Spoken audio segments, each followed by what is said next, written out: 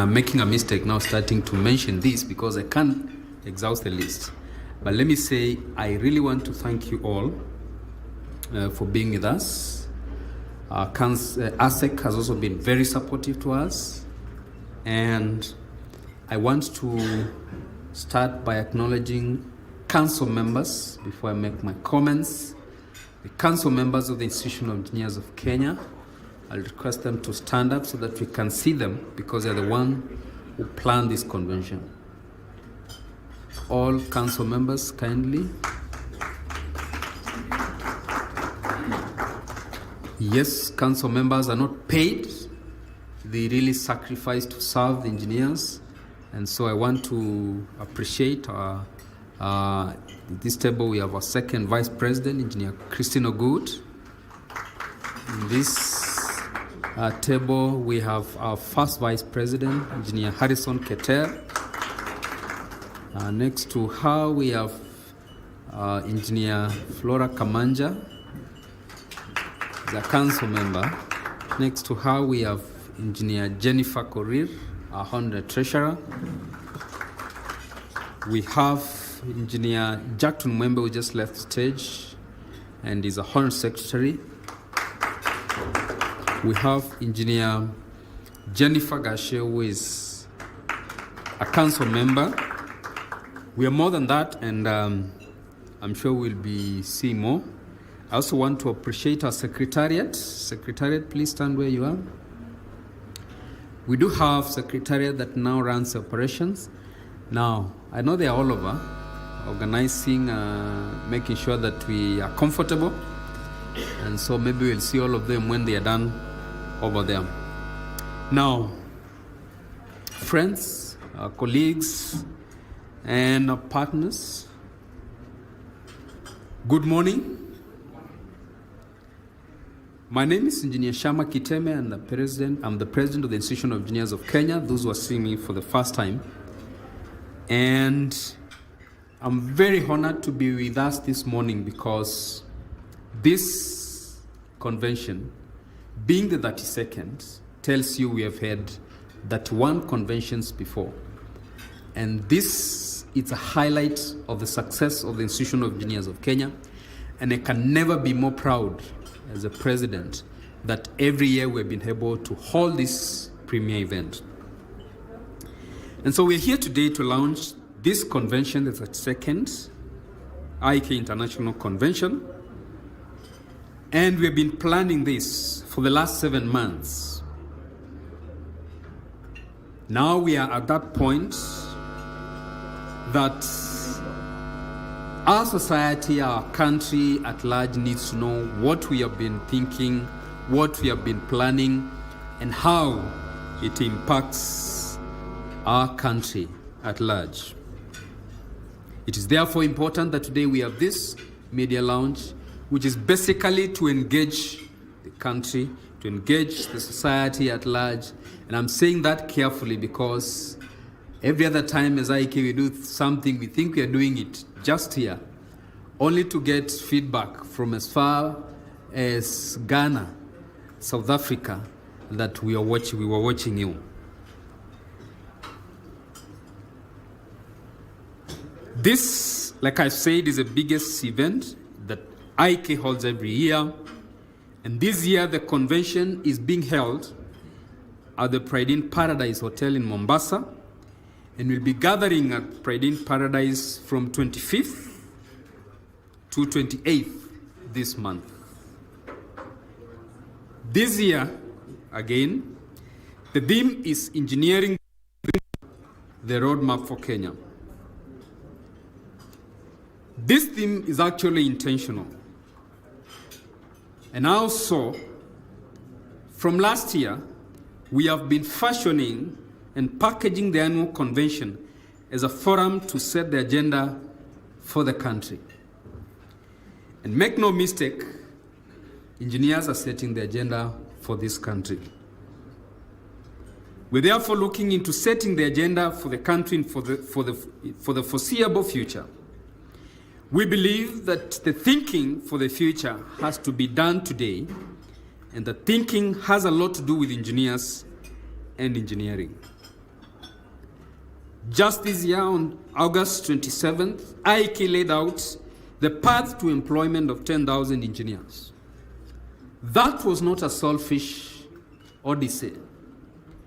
We were categorical in stating what we think needs to be done in the road sector, the building sector, in the water and sanitation sector, in the aviation, in the mining, virtually all the sectors. And we argue that this country needs to develop the roads to create these opportunities for engineers. We also emphasize the role of engineers in the affordable housing program, but also in the housing sector generally. The energy sector, water, irrigation, sanitation sectors, manufacturing, and our contribution to industrialization, agriculture, aviation sectors, as well as mining and extractives. Well developed, all these sectors hold a promise of many employment opportunities for engineers. And therefore, our pursuit for the development of this country is not just selfish, it is because we want to fashion a future that all of us are proud of. We are actually very excited that perhaps His Excellency the President saw the clip when we went to the streets, because we made a petition to his high office, and we're very grateful that we got some response. We have heard him clearly articulate the path that the country needs to follow for development. Most recently, he has been very categorical that we must achieve food security through irrigation and modernization of agriculture. We want to give a commitment as engineers that we fully support this, and our members are ready to offer expertise in this regard. We have expertise in irrigation, development of canals, mechanized systems, and modernization of agriculture. He went ahead and confirmed that we need to build 50 mega dams and put 2 million hectares of land under irrigation. And we have been vocal in articulating the need for at least a water pan in every village in this country. We know this country, 85% of our land mass is in ASAL areas. And so we support fully this push to put a lot of these lands under irrigated agriculture. There is also the push from the executive to embark on value addition and agro-processing focus on manufacturing and industrialization. This will help the country export finished products instead of raw materials. This is very important in our view, and we fully support. Matter of fact, our convention last year, the theme was industrialization for economic transformation and employment creation. And we are very confident that this country has the resources. We do have very competent electrical engineers, mechanical engineers, mechatronic engineers, chemical engineers, textile engineers, production engineers, all sort of engineers, competent, qualified, experienced to spearhead these efforts. Another very important conversation that His Excellency has started is on developing reliable, affordable, sustainable energy which can sustain a robust manufacturing sector. Towards this end, there is a push from the executive which we really appreciate and support to ramp up our power generation capacity from the current 2,300 megawatts, well, usually it changes because I know we have captive power, etc., to the projected demand of 10,000 megawatts. And we have the capability, we have the capacity, we have the resources to be able to achieve this. And as engineers, we are very committed to support this vision. And when a chief guest appears, I think you should convey this message of goodwill to the executive that engineers are ready and willing to take up this to support this bright future for our country in terms of infrastructure growth. Of course, we need to expand our roads, railway network, and airports, as well as seaports. We appreciate the investments in the cost in terms of the seaport, the investments in airports. You know, in my county where they hosted the Mashujaa Day the other day, they actually constructed the first tarmac airstrip. And because I understand airport engineering, when you have a runway and you don't have a terminal building, you have an airport. But when you have a terminal building and you don't have a runway, you don't have an airport. And so the investment in this kind of infrastructure is very important. We do believe, strongly so, that we need to have railway network connecting the northern, eastern part of this country, all the way from Mandera, all the way from Turkana, have a railway network linking these parts of the country to Nairobi, etc. And besides completing the standard gauge railway to the western part of this country. And so we are aware that this vision involves a lot to do with engineers and very willing to support this vision. And so all these undertakings are important and they involve engineers at all levels. We appreciate that. Conceptualization, planning, design, execution, operation, and maintenance.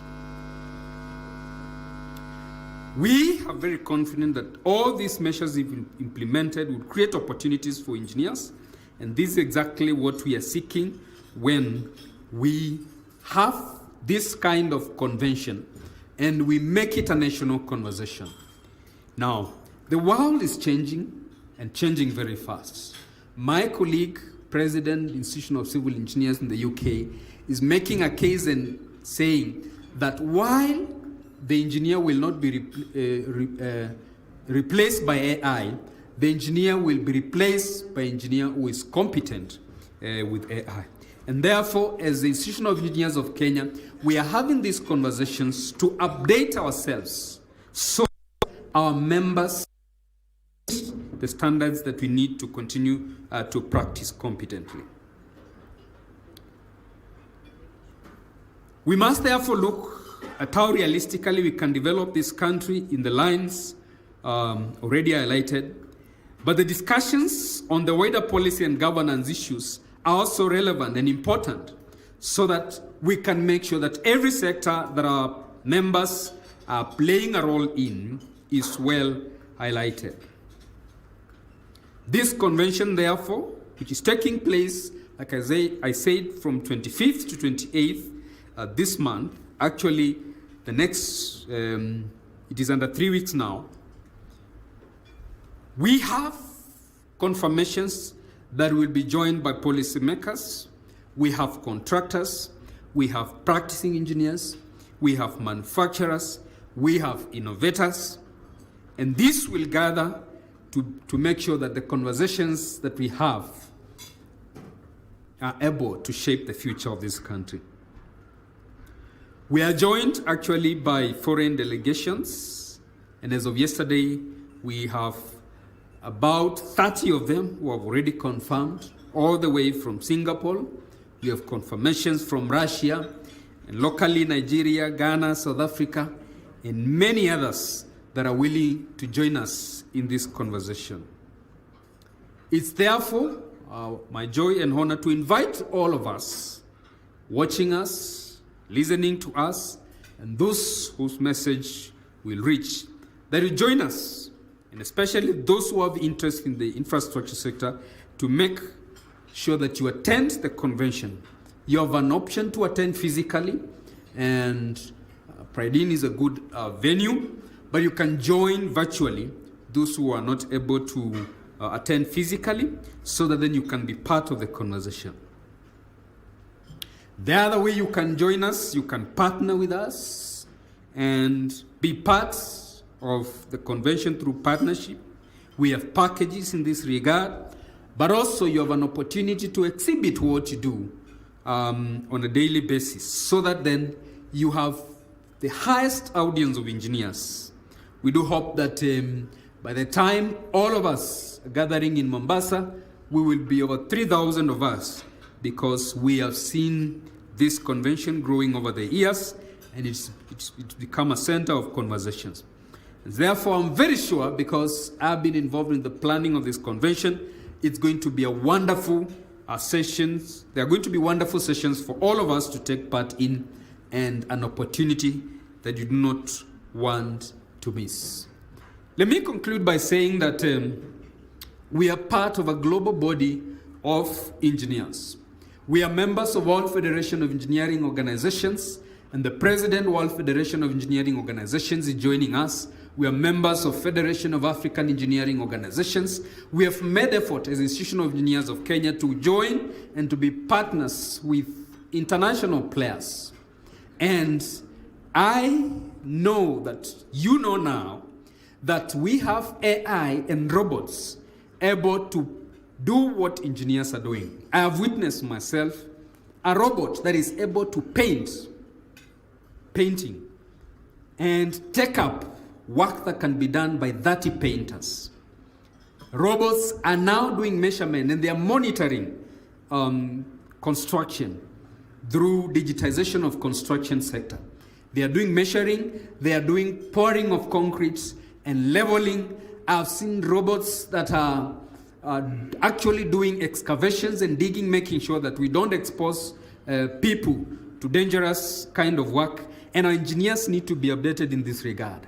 I'm telling you, engineering education has moved to virtual reality, where our engineers being trained in class are able to visualize the site from the comfort of the class, not having to go to the field.